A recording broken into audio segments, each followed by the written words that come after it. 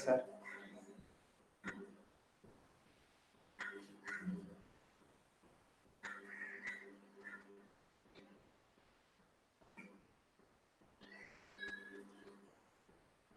Good morning, Professor Nail, sir. Happy to see you.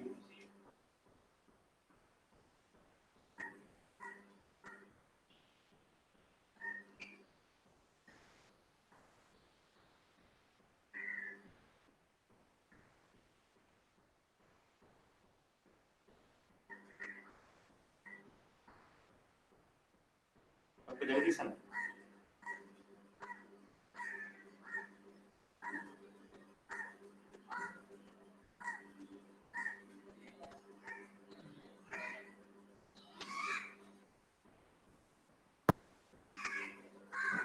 Professor Nail, sir, are you able to see the presentation? Yes, I can see the presentation. Yeah. All the viewers, all the present, able to see? Okay. Okay, I can see. Yeah. Shall we start now? Sure. So you're going to present the presentation screen. Yeah, we can now. So I guess it's happening in India. So first of all, apologies for the interruption. I think my system has a lot of crashing going on. So it's probably not compatible well with Google Meet, I think. So apologies for the massive delay. So let me just introduce myself. My name is Dr. Fatih Binandi from the University of Kuala Lumpur Business Medicine Institute. So I am part of the Electronic Technology Group here at HICET. So the overview for today's presentation. First, I'm just going to go through the current development on wireless cellular network, and then I'm going to give a little bit of application base where AI has been applied to resource channel allocation. Afterwards, I'm going to talk about a little bit about IoT. Again, some application of machine learning embedded into IoT. And finally, we're going to go through the final part, that is medium access control protocol. Okay? So just going through the first slide, the current and future state of cellular network. Next slide, please. Professor, your voice is little bit blurred. Yes, next please. Voice is not clear. Oh, okay. Hello. Yep. Can you hear me now? We are able to Can hear your you, voice, but it's blurred. can you go to the first slide, please? Some background voice is hearing. Some background voices. Voice is hearing. Yes, then no, there is no voice.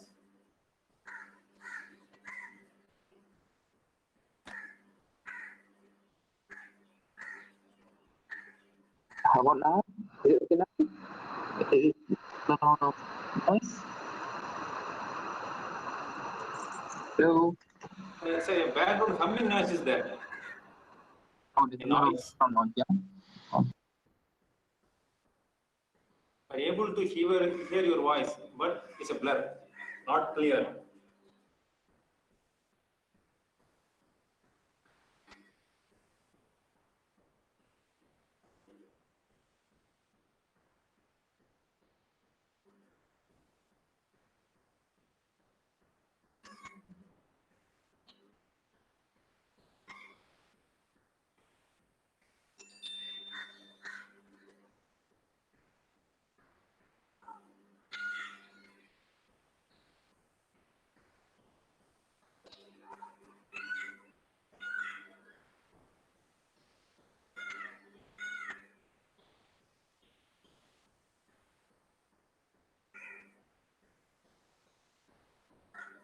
No, sir.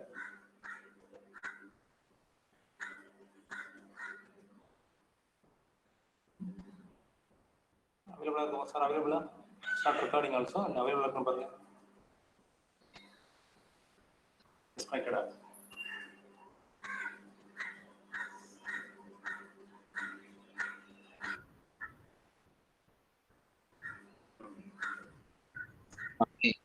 Is my voice clear now?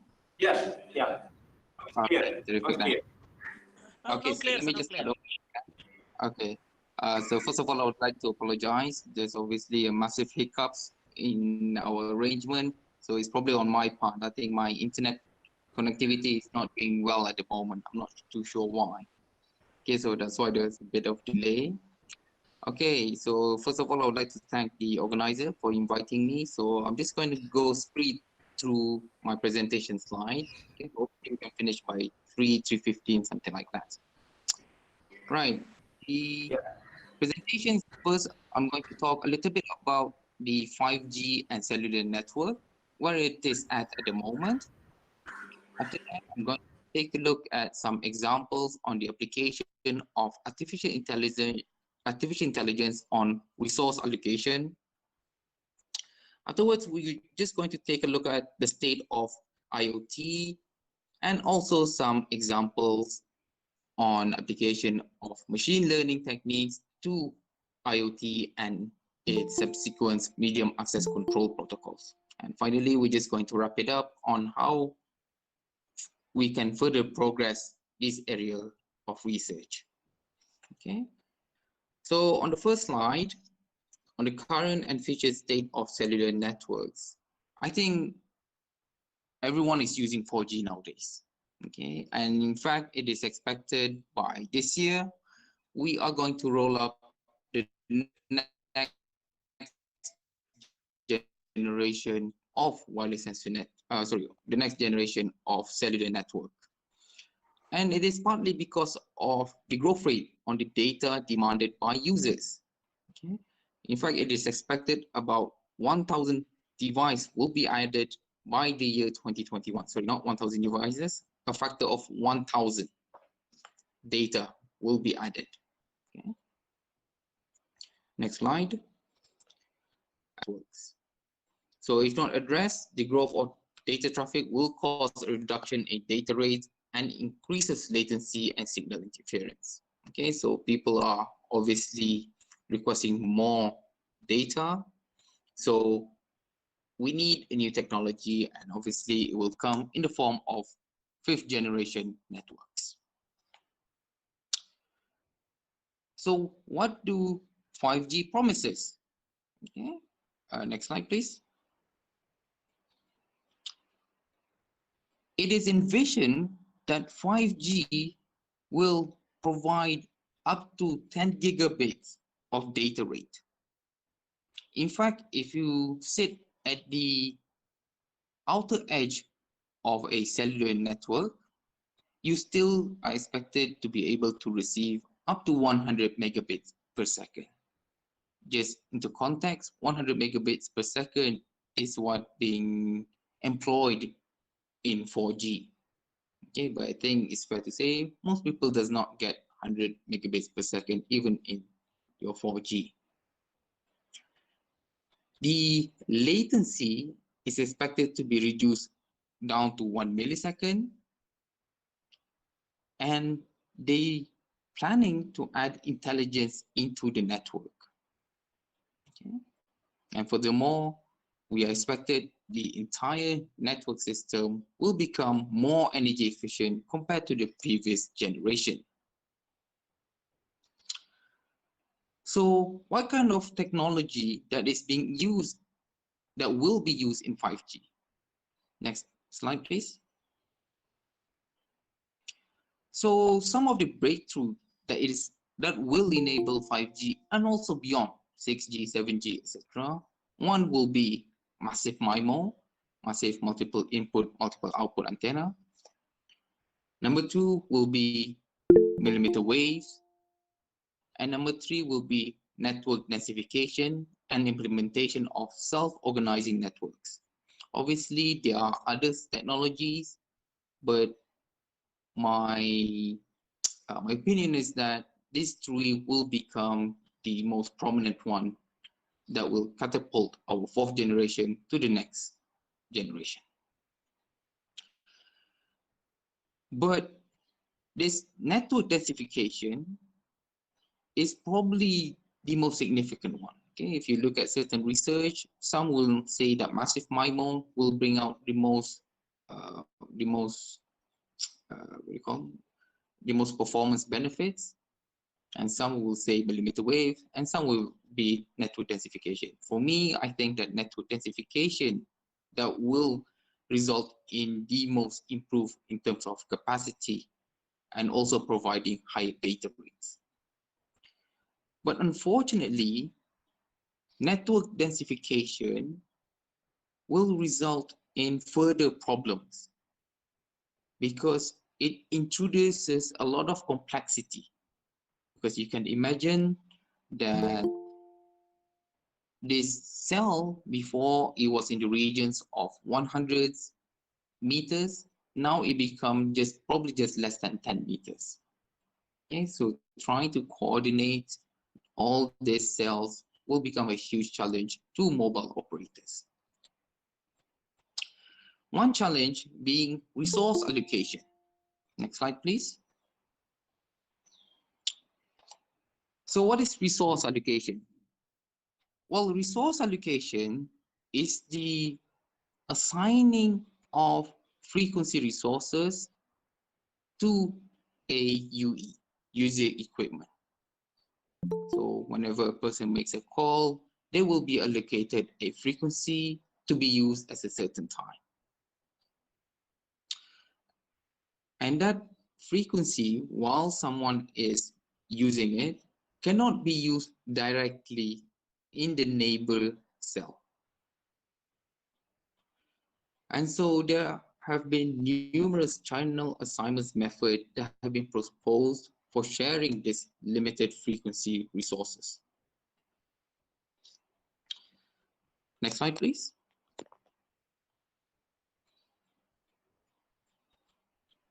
Right. So this frequency resources, as I mentioned, is very limited. We can use fixed channel allocation. Fixed channel allocation means that each cell, for example, there is 5 cells in this diagram. So each cell will receive a specific channel pool. Okay. And this channel that's being used, for example, in cell A cannot be used in cell B or cell D because it will interfere. I'm simplifying it a little bit over here, but I think it should be understood. But the frequency or the resources can be reused in cell C because it is further away. Okay, so they do not cause interference. But the problem with fixed channel assignment is that the network is not very flexible. If you want to introduce a new base station, creating a new cell, then you will have to reassign all of those frequency bands. A much better technique will be dynamic channel allocation, DCA. So in dynamic channel allocation, a UE or a base station will be assigned a channel only when it is needed. So there is a much greater flexibility, and obviously with this greater flexibility comes with a little bit more complexity. Next slide, please.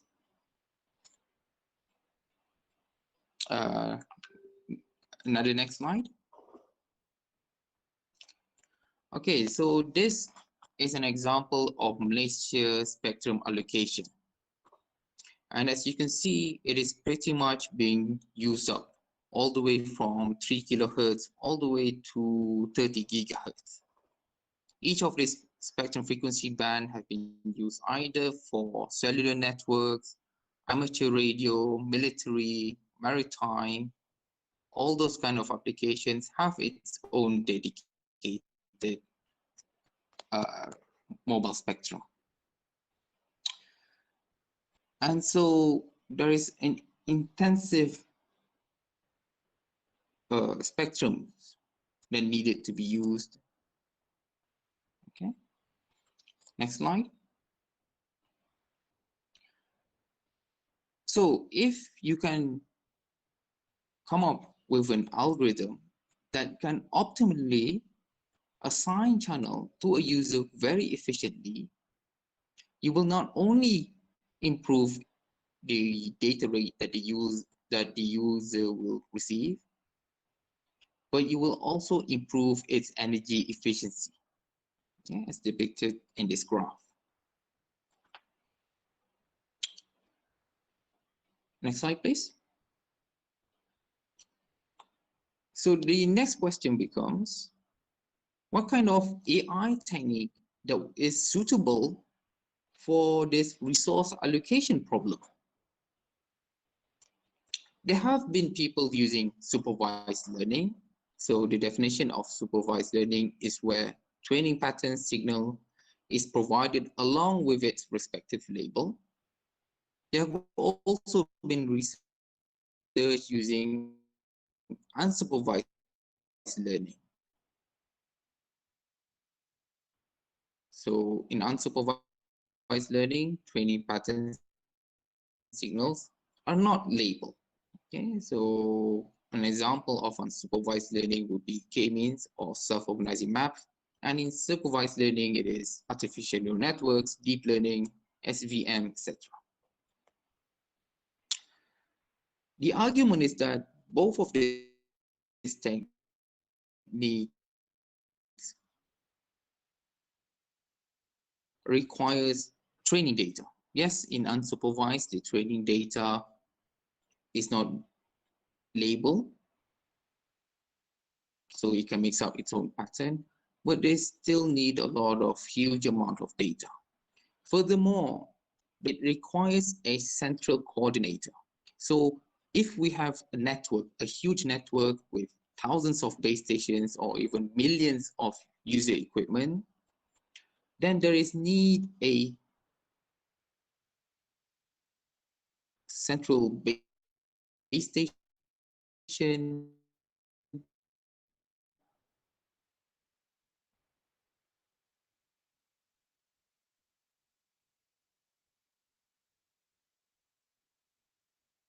that gather data from each of the user equipment and also base station.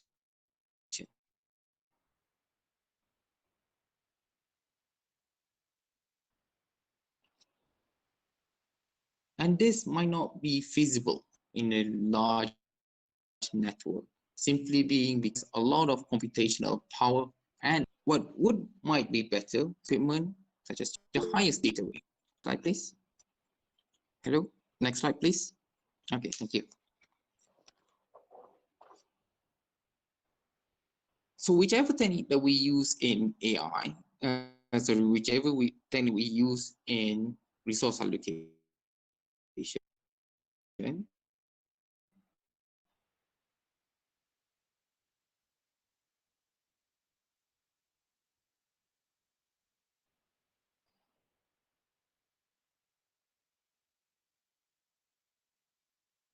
the technique has to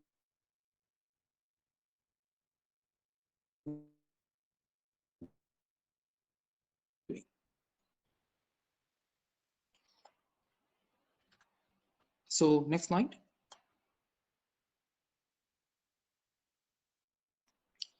Next slide, please. Thank you. Unlike the supervised or unsupervised learning algorithm, there is another branch of learning domain known as reinforcement learning approach. So in reinforcement learning, the agent or a device can interact with the environment through trial and error.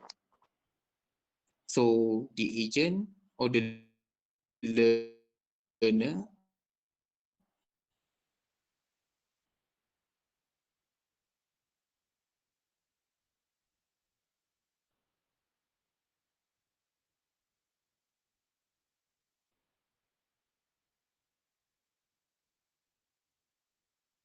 learns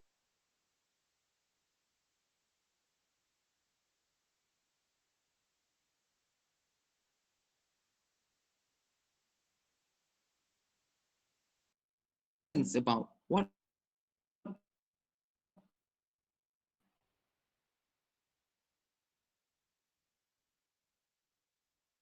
is its action has on the state of its environment.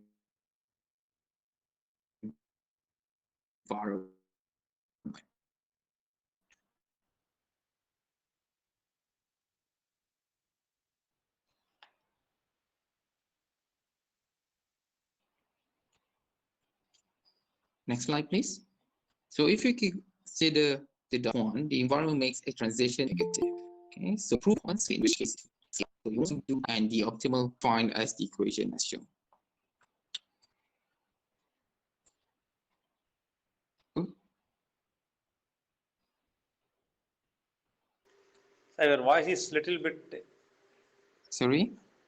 Your voice is breaking. Oh, my voice is breaking? Yeah, oh, yeah. Okay.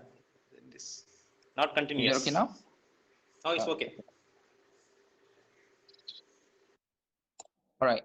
So just to continue. Now, I cannot see my slide. Hello, can I see my slide, please? Yes, right.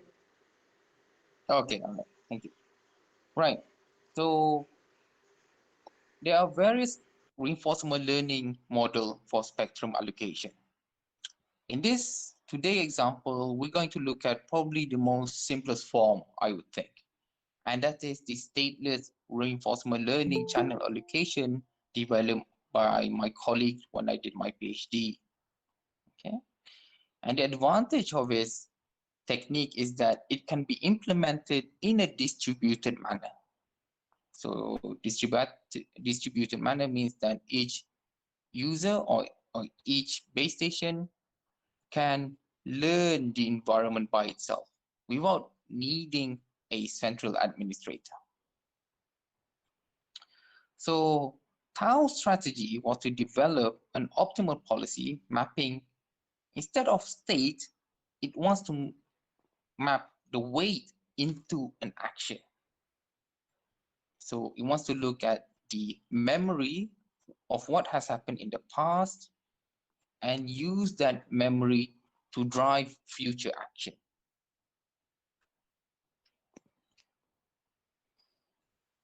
Okay, next slide, please. So according to the optimal value function, under the optimal policy pi, it can be described as the following equation. So based on the outcome of the action, the learning engine updates the knowledge by a reward bar.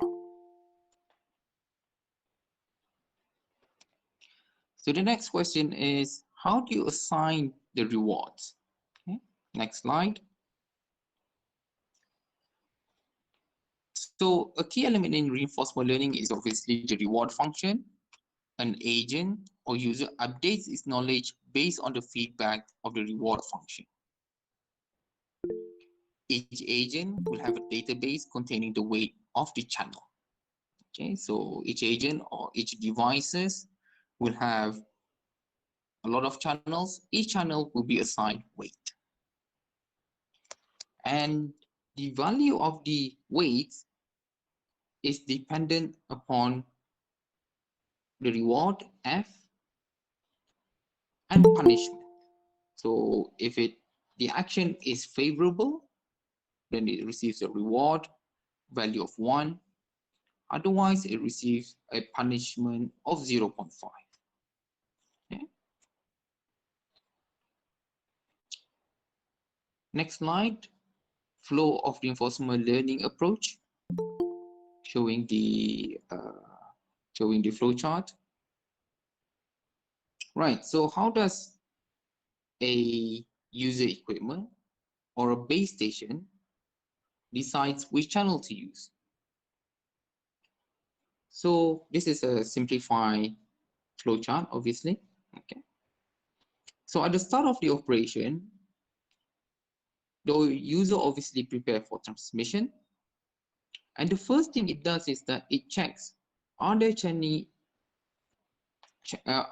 channels that are categorized as preferred channels?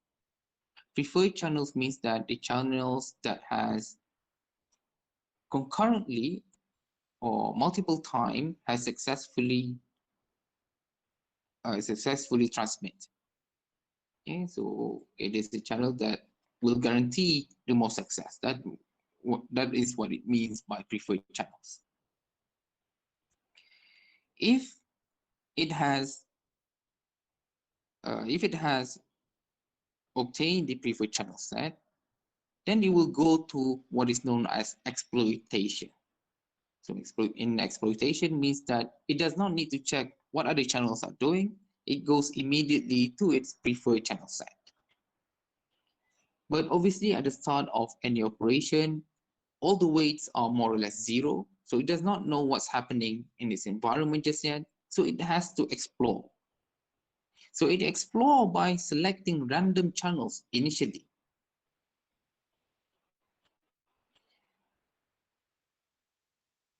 If that random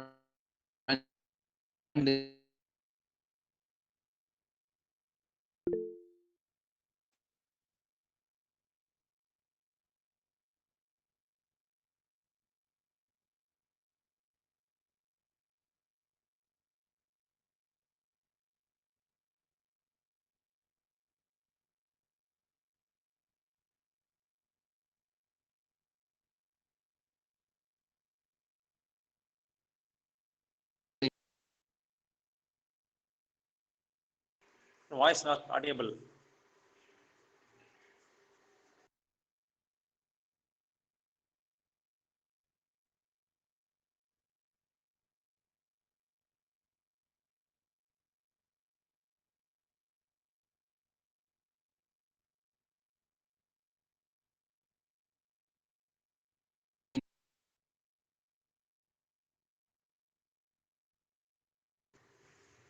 Voice not hearing.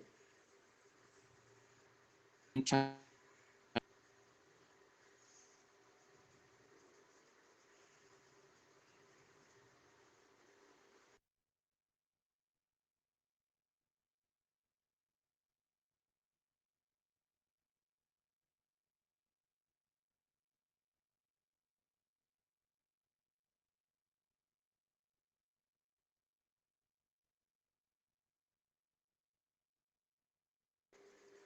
Not hear your voice, Professor.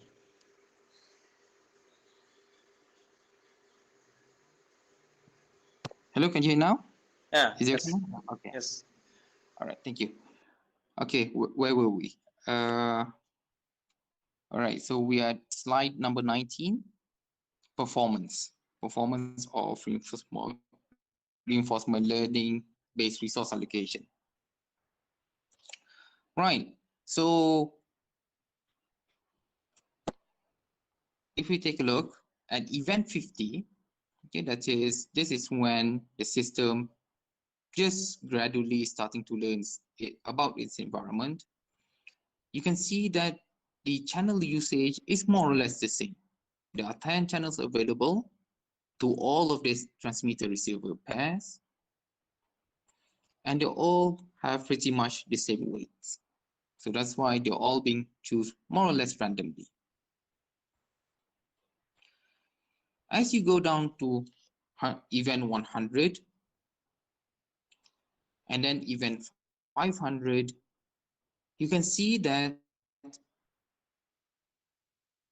certain channels are being used more and more compared to others.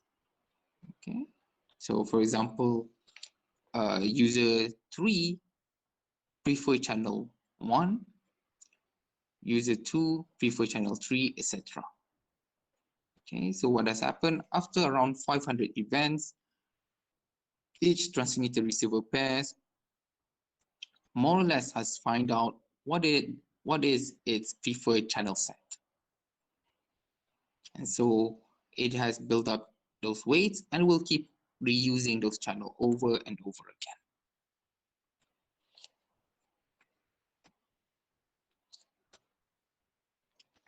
again. Next slide, please.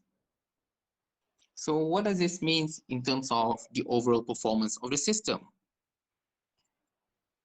Well, compared to when the system just choose randomly, okay, we can see that the blocking and dropping probability has been decreased. If you take a look at the black dotted graph, compared to the green, that is no learning, there's a stark difference. So the higher, the better in terms of this graph. What is blocking and what is dropping? Blocking is when a user cannot make a call.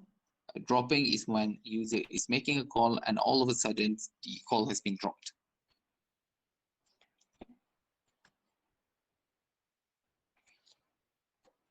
Right, moving on to the next part, IoT technology. So similar to your 5G, fifth generation system and fourth generation system, IoT nowadays is also becoming more and more popular.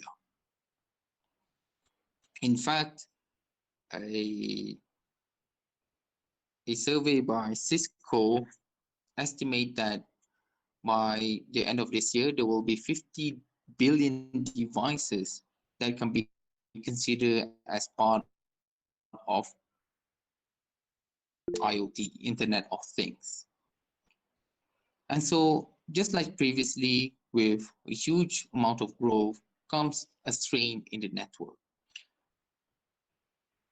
And the thing about IoT, Internet of Things devices, is that they are quite energy constrained. They can be quite energy constrained. The reason being because some of them are battery operated.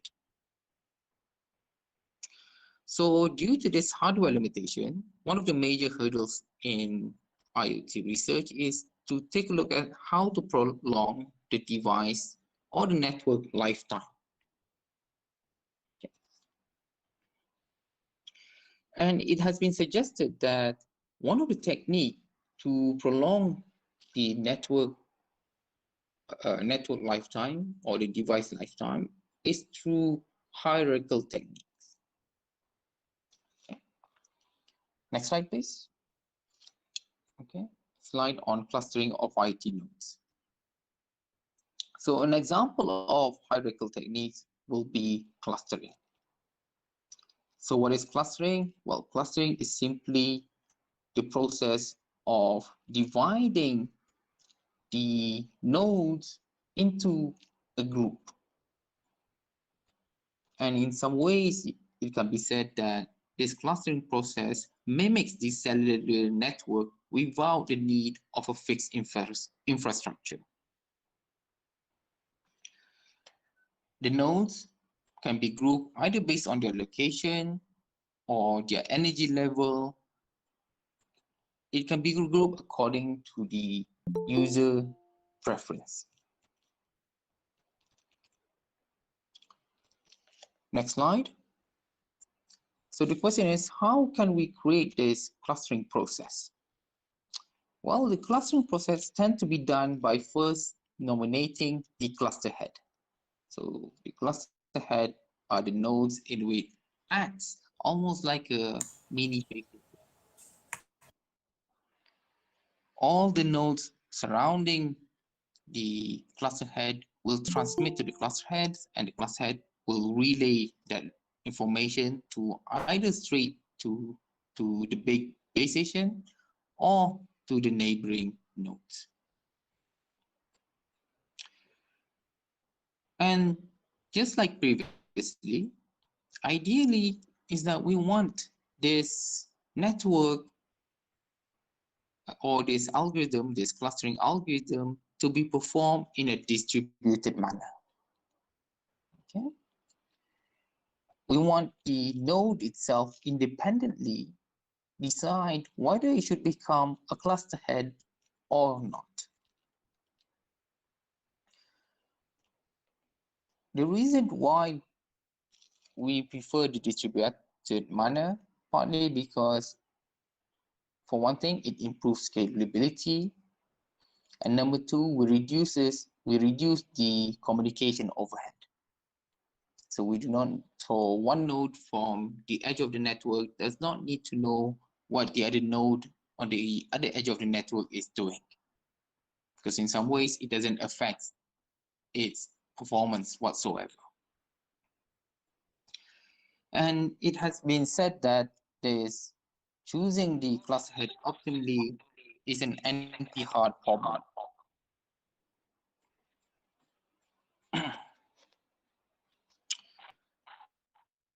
So there are numerous clustering algorithms available in the literature, and they all come with varying objectives. Some, like I said, want to extend the network lifetime.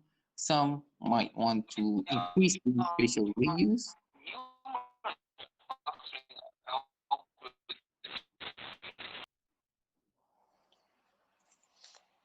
So in this talk, I just want to show the research that we have done in terms of generating a new clustering algorithm. And we basically employ reinforcement learning techniques. And the objective of this clustering protocol is to, as I mentioned before, increase the energy efficiency of the network by reducing the proximity of nodes to its respective cluster head. So we want to minimize the distance, and also we want to minimize the overlapping cluster, because if you have a lot of overlap cluster, then you reduce the channel contention and improve spatial reuse. Next slide. So before we begin the reinforcement learning based clustering protocol, we need to make sure how can the node learns about its environment. And so what we do is that we make the node has the ability to sense the received signal strength given off by other nodes in the network. And it senses at random time. So if there is any change in the network, it can sense it. Okay. So a node that has not been clustered or being part of a cluster will continuously giving off this beacon, and a node which has become part of cluster just stays silent. So I'm just going to show a simple animation on to the next slide.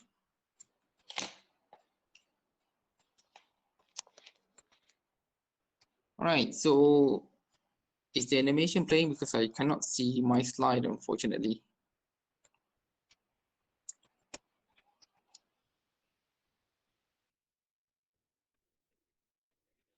Sorry?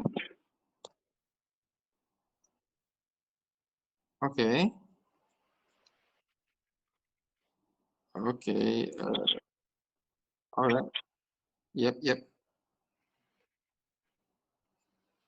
Okay. No, I'm not. So I really don't.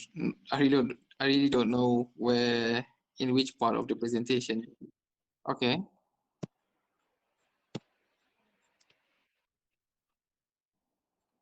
Okay. All right. Never mind. All right. Okay. Okay. So I hope. No. I still can't, unfortunately. Okay. Yep. Okay.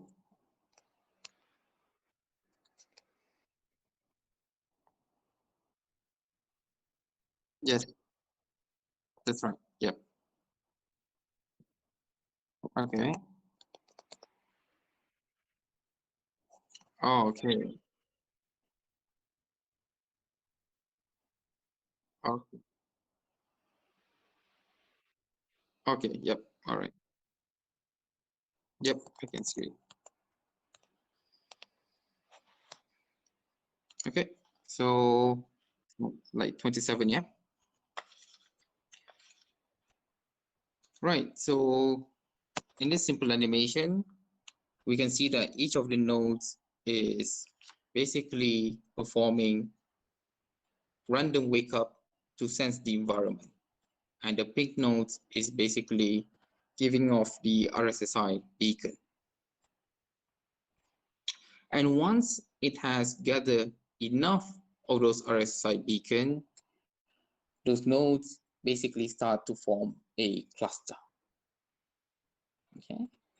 And once the entire node has become cluster, then no beacon is being given off. Next slide, weights and rewards. So the next question in this example, how can we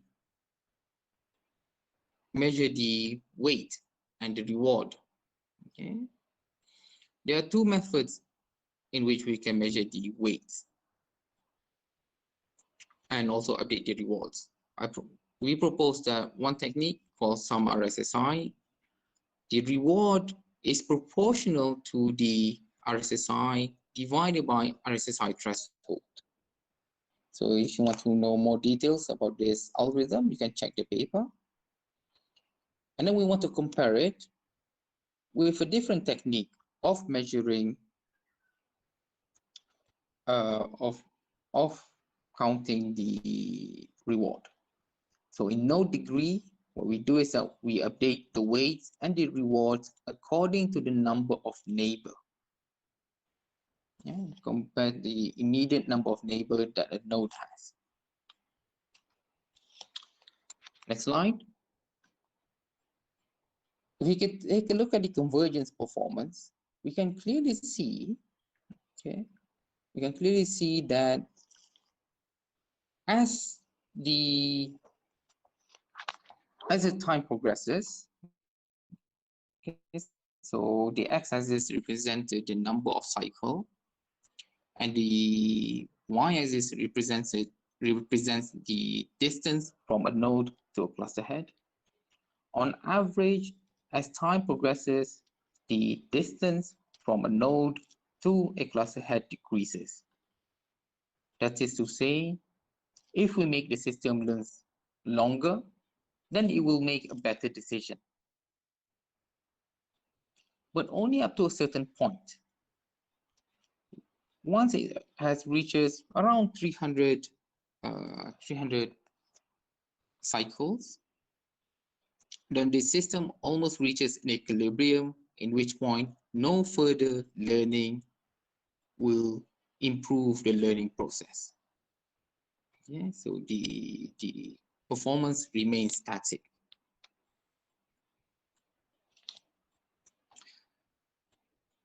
Next presentation, next slide. So what does this mean? So now that we have shown that we are able to reduce the distance from the cluster head to the cluster nodes, well, so we have shown that since we are able to reduce the distance using this reinforcement learning technique, what we achieve is that compared to the no learning, when the system does not learn at all, it's just randomly cluster the network, we achieve almost 37% energy efficiency. So we reduce the power by 37%.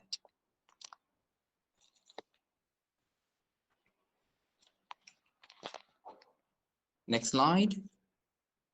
Q-learning based MAC protocol. So far, the examples I have shown employs something called a stateless reinforcement learning. In here, I'm trying to show an example whereby people have used another reinforcement learning approach known as Q-learning. Okay. So in this example, Q-learning has been used to improve the medium access control protocol known as Lotot Aloha. So let me just explain roughly. In medium access control protocol, the objective is how a node or more than one node can perform concurrent transmission. So that is to say, if you have two nodes, how can they best transmit their packet without those two packets collide? And so what Li Chu and Kosonov demonstrate is that they were able to use queue learning to reduce the probability of packet collision. And specifically, what do they make is that they make such that each user learn when the best time to begin transmit their packet. Or if such collision occurs, when is the best time for them to retransmit the packet, such that it reduces their probability of collision. Next slide. So they use this Q learning formula, okay? And in here, alpha is the learning rate and R is the reward. So if a node able to transmit its packet, then it will receive a reward equal to 1. Otherwise, it will receive a punishment equal to -1. Just as in previously, at the start of the algorithm, first the node does not know which slot that it needs to transmit, so it just transmits randomly. So it enters something known as exploration. After a while, when it has built up all those Q values, updated using the equation as shown, then it will choose the best action or the best time based on the time that has received the highest Q value. Okay, so this segment the slot, each slot has a Q value, so the slot which has the highest Q value will win. Essentially, the packet will be transmitted at that slot. And this process will be repeated over and over again.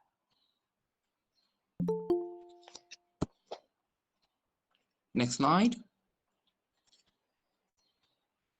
One open issue, I think everyone could have probably seen by now, is that the problem with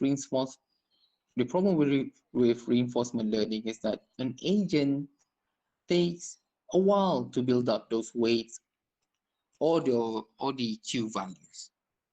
It takes time for an agent to learn. And in the real world, it can work provided that the environment does not change very much. So if you try to implement reinforcement learning in a system whereby the environment continuously changes, then you need a way to make the agent learn a lot faster.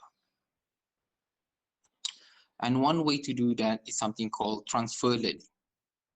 So in transfer learning, what you can do is that you can make the system transfer the knowledge acquired in one task to another relevant task. Okay? Or you can also make multiple agents share the information throughout the network. So what one node has learned can be shared throughout the network, such that the nodes can make an informed decision or faster decision on what it needs to do for future action. Okay, so I think that's probably still in the research. That's all from me. I apologize for the massive hiccups throughout the presentation. So if you have any questions, please do let me know. Thank you.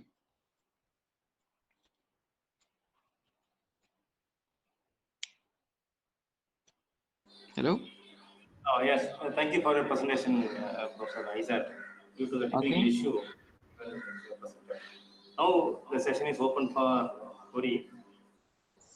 Participants can ask questions to unmute your mic and ask, or you can put question in the chat box when the speaker is ready to answer. So HICET, we can see the chat box also. Yep, I can see the chat box. Yep. If participants willing to ask, then they'll put the questions in the chat box. Okay, sure.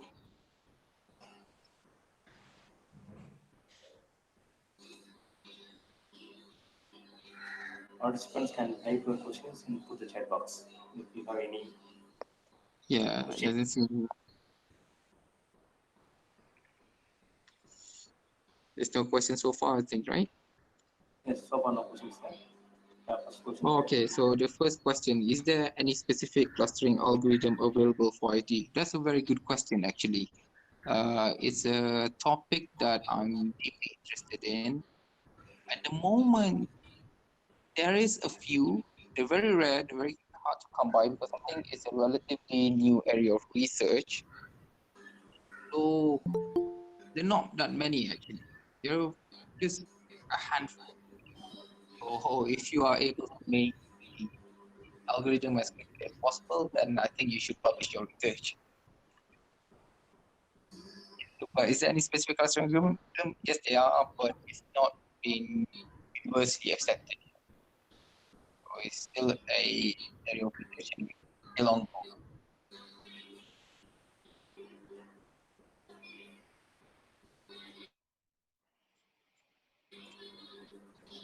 Any more Any questions there?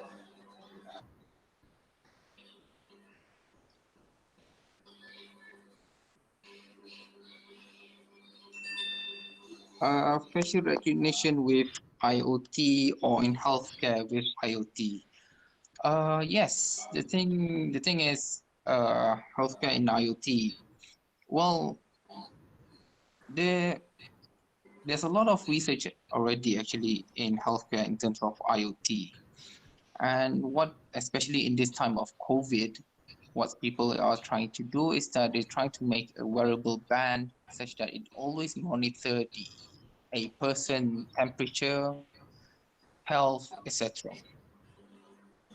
The technology they tend to use normally is Wi-Fi connectivity, but one can argue that, the thing about Wi-Fi, the range is very limited. So there have been proposals so that they can make use of the wearable healthcare with IoT using other technologies such as Zigbee or LoRa. So you can probably check on that thing.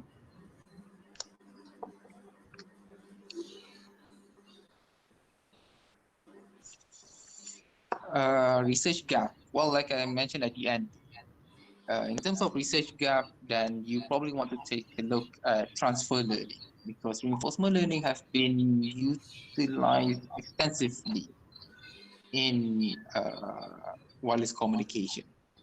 So people are trying to look at ways on how to speed up those learning process greatly. Okay.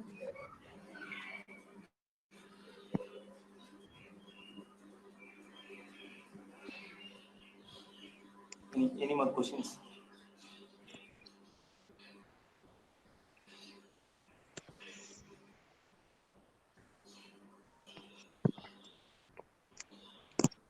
Is that all? Any more questions there for participants?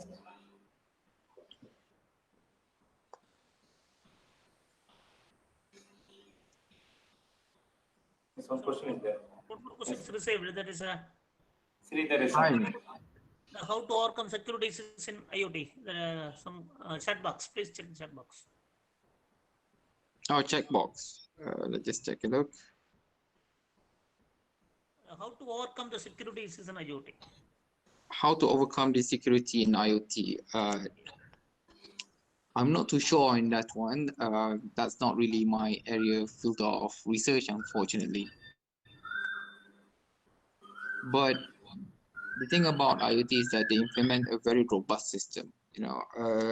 Some of them use frequency hopping, I'm sure of it, and they also use heavy encryption system.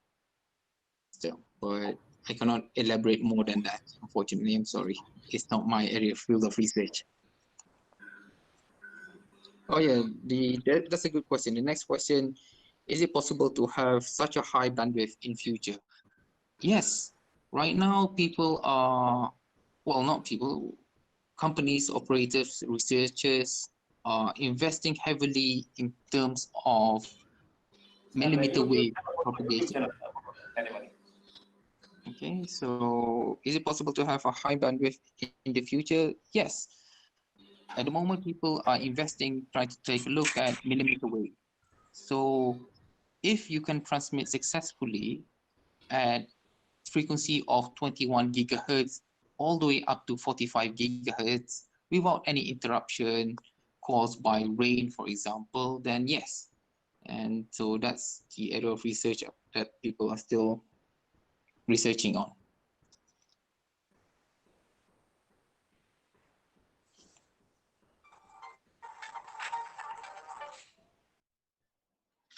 சொல்லுங்க sir